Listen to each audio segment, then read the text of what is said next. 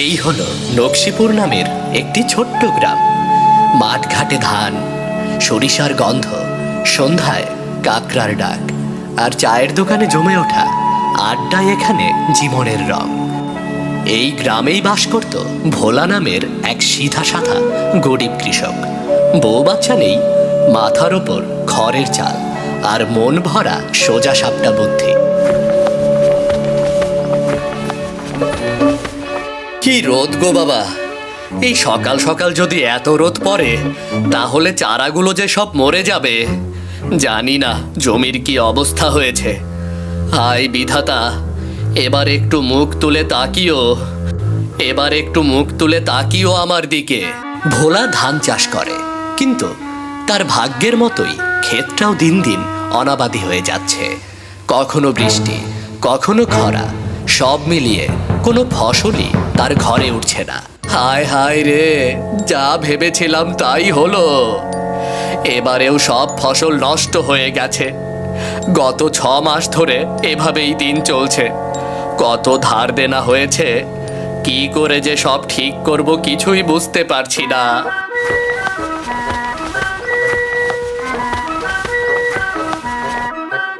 আগের বছর বন্যার পানিতে হলো সব ফসলের ক্ষতি, আর এবছর আবার খরা। জানি না কি আছে আমার কপালে, জানি না।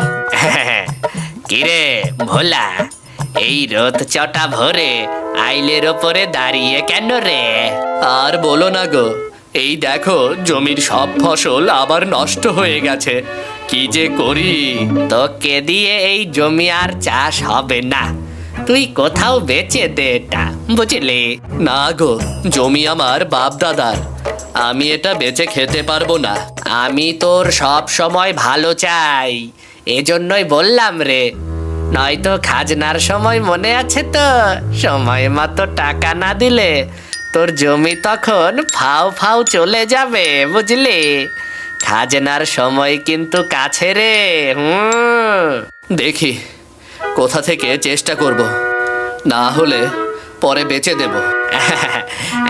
চেষ্টা করলেই হবে। কে দেবে তোকে এত টাকা? শুনি। সবই ভাগ্যের খেলা গো, সবই ভাগ্যের খেলা। নিজের হাতে কিছুই নেই। এই হলো ভোলার প্রতিবেশী চাঁদ মিয়া। ভোলার একদম পাশের বাড়িতেই থাকতো। সে লোভী ও হিংসুক প্রতিবেশী। সে সারাক্ষণ ভোলাকে ঠকাতে চায়। আজ কয়েক মাস ধরে যত কষ্ট করে ওর ফসলগুলো নষ্ট করছি, তার কোনো ফলই তো পেলাম না। ভেবেছিলাম নষ্ট ফসল দেখলে জমিখানা আমার কাছে বিক্রি করে দেবে। সেই গ্রামেই ছিল গ্রামের দাপুটে জমিদার হারান মল্লিক, যার জমি এত বেশি যে শেষ দেখতে দুপুর গড়িয়ে যায়। কিছুদিন পরেই জমিদারের খাজনা আদায়ের সময় এলো, কিন্তু ভোলার ঘরে চাল নেই। খাজনা কি দেবে সে? হ্যাঁ রে ভোলা, তুই কিন্তু আগের বারও খাজনা দিসনি। এবার যদি না দিস তাহলে তোর জমি আমি দখল করে নেব রে। একটু দয়া করুন জমিদার বাবু, একটু দয়া করুন। ঘরে চাল নেই, পকেটে টাকা করি কিচ্ছুটি নেই, আর জমির ফলন গতবার বানের জলে ভেসে গেছে, এবারও তাই। কি করে আপনার খাজনা দেব বলুন আমাকে, বলুন। আমি কিছু শুনতে চাই না। যারা সময় মতো খাজনা দিতে পারবে না তাদের জমি নিলামে উঠবে, এই বলে দিলাম। কালকে সকালে সবাই আমার বাড়ির সামনে চলে আসিস। হায় রে, কি হবে এখন? এদিকে ঘরে চাল ডাল নেই, খাজনা কিভাবে দেব?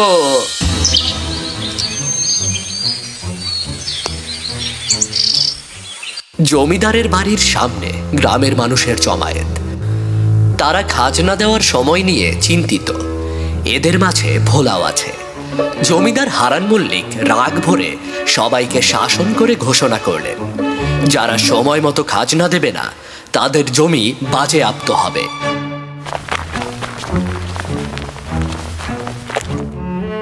এত তাড়াহুড়া করলে আমরা কিভাবে খাজনা দেব বাবু? একটু সময় তো দিন আমাদের। সময় শেষ, 3 দিনের মধ্যে টাকা দিতে হবে। আবার কিসের সময় রে ভোলা? এতদিন তো সময় দিয়েই রেখেছে। জমিদার বাবু, আপনি তাই করুন। এইবার এদের সবার জমি দখল করে নিন, কেমন? তুমি এত লাফালাফি করছো যে, তোমার খাজনা কোথায়? আমি আমার খাজনা আগেই পরিশোধ করে দিয়েছি বাবু, আমার টাকা আছে, বুঝলেন? জমিদারের কঠোর হুঁশিয়ারি সবাইকে নীরব করে দিয়েছে। ভোলা তার ছোট্ট কুটিরের দিকে ফিরল। 3 দিনের মাঝে কোথায় পাবো এত টাকা, কিছুই তো বুঝতে পারছি না। ঘরে নেই চাল ডাল, নুন আনতে পান্তা ফুরায়, এদিকে আবার জমিদারের হুঁশিয়ারি। হায় হায় রে, কোন দিকে যাব এখন? জমিখানা বিক্রিও করতে পারবো না তো এখন। এ যে আমার বাপ দাদার স্মৃতি। এই তো সুযোগ, এবার ভোলার জমিখানা আমার হয়ে যাবে। জমিদার বাবুর কাছ থেকে কিছু টাকা দিয়ে ওর জমিখানা আমার নামে করে নেব। বেটাকে কত করে বলি, কিন্তু কিছুতেই কথা শোনেন না বেটা।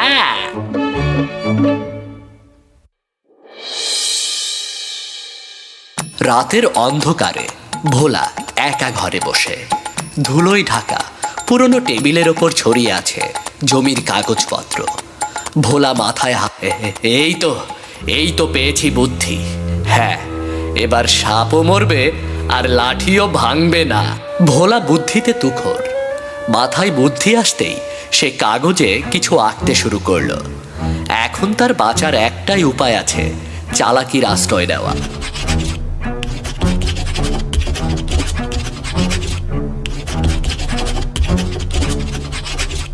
এবার দেখি কে আমার জমি দখল করে। ভোলার বুদ্ধি পরদিন সকালে গ্রাম ও বাজারে সক্রিয় হয়ে ওঠে। সে শুরু করে গুজব, তার জমির নিচে গুপ্তধনের কথা। মানুষ কৌতূহলে ভরে ওঠে, কেউ কেউ আগ্রহে জমিটি দেখতে আসতে শুরু করে। কি হয়েছে গো? এইভাবে কখন থেকে পায়চারি করছো? কিছু তো বলবে আমায়। আরে গিন্নি, তুমি শোনোনি? ভোলার জমির নিচে গুপ্তধন আছে গো, গুপ্তধন। গুপ্তধন? সত্যি? কি বলো? আরে গিন্নি, তুমি শোনোনি? ভোলার জমির নিচে গুপ্তধন আছে গো, গুপ্তধন। ও মা, সে কি? তাহলে তো ভোলা এখন আমাদের থেকেও বড় লোক হয়ে যাবে। সেটাই তো ভাবছি, কি করে ওই গুপ্তধন হাতানো যায়। হ্যাঁ গো, গুপ্তধন কি তুমি দেখেছো নাকি শুধু কানে শুনেছো? কি যে বলো গিন্নি, আমাকে কি তোমার এতই আবুল মনে হয়? ঘটনা যাচাই করে এসেছি একদম। হাটে বাজারেই কথা শোনার পর আমারও একটু আগ্রহ হলো, জমিটা দেখতে যাই। তো কি দেখলে? গুপ্তধন ছিল? আরে ছিল বই কি, নকশাতে বলা আছে ওই গুপ্তধন শুধু ভাদ্র মাসের পরে জমি খুঁড়লে তবেই পাওয়া যাবে। ও মা, এ আবার কেমন কথা? আরে ও তুমি বুঝবে না, আমি চললাম ভোলার বাড়ি দেখো। ওই ভোলার বাড়ি আর জমিটা কিভাবে হাতিয়ে নেই, আর ভাদ্র মাসের পর দেখবে কি হয়। ভোলার বুদ্ধি কাজে লাগে। গ্রামের মানুষের মনে এই গুজব যেন আগুনের সুতোর মতো ছড়াতে থাকে। চান মিয়া বুঝতে পারে এখন সময় তার লোভ সঞ্চয়ের। সে তড়ি ঘড়ি করে ভোলার বাড়িতে গিয়ে হাজির হয়। হ্যাঁ রে ভোলা, শুনলাম তোর জমিতে নাকি গুপ্তধন আছে। হ্যাঁ গো, কিন্তু কি আর করার, এই জমি তো আর আমার থাকবে না গো। কেন রে, কেন? জানোই তো, কাল 3 দিন হবে। ওদিকে জমিদারের খাজনা না দিলে যে জমিটা চলে যাবে, তাই ভাবছি জমিটা এবার বিক্রি করে দেব। আরে এ তো ভালো বুদ্ধি রে, তোর এই বিপদে আমি তোকে নিশ্চয়ই সাহায্য করব। আমি কিনবো তোর জমি। হ্যাঁ, সত্যি বলছো? কিন্তু একটা সমস্যা আছে। যে কি সমস্যা? জমি আমি তোমাকে ধান কাটার পরই দিতে পারবো। এই সুযোগ হাতছাড়া করা যাবে না। জমি আমি কি করব? আমার তো গুপ্তধন চাই। ধান কাটার পরে দিলেও হবে। হ্যাঁ ঠিক আছে, ঠিক আছে, তাই হবে। চান মিয়া লোভ আর আগ্রহ নিয়ে নিজের হাত দিয়ে অগ্রিম টাকা ভোলার হাতে তুলে দেয়। ভোলার চোখে লুকিয়ে থাকে কৌশলপূর্ণ হাসি। পরদিন সকালে ভোলা যায় জমিদারের কাছে খাজনা পরিশোধ করতে। তুই সময় মতো টাকা দিলি, তাই এবারের মতো বেঁচে গেলি। কিন্তু শুনলাম তোর জমিতে নাকি গুপ্তধন আছে। সবই আপনাদের দয়া। আমার দয়া? হ্যাঁ, এবার ভাদ্র মাস পর্যন্ত অপেক্ষা করুন বাবু। আমার দয়া? ভোলা ধান কেটে ঘরে তুলল।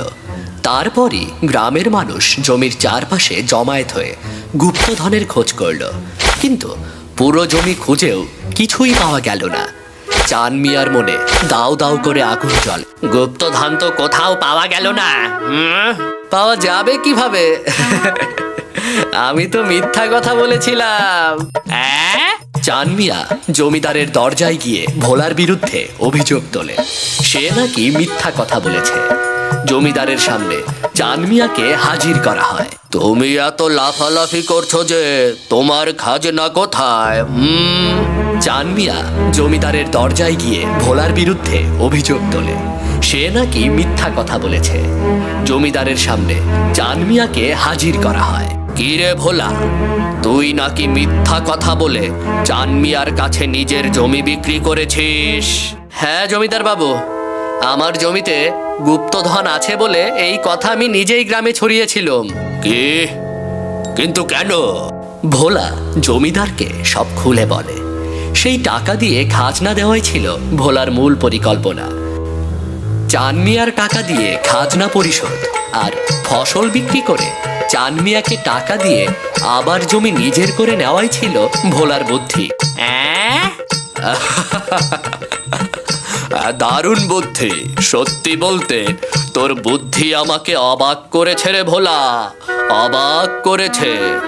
তোর বুদ্ধিতে খুশি হয়ে আমি তোর খাজনা 10 বছরের জন্য মওকুফ করে দিলাম রে। সবই আপনার কৃপা জমিদার বাবু, সবই আপনার কৃপা। ভোলার বুদ্ধিতে তার জমিও বাঁচলো আর চান মিয়ারও শিক্ষা হলো।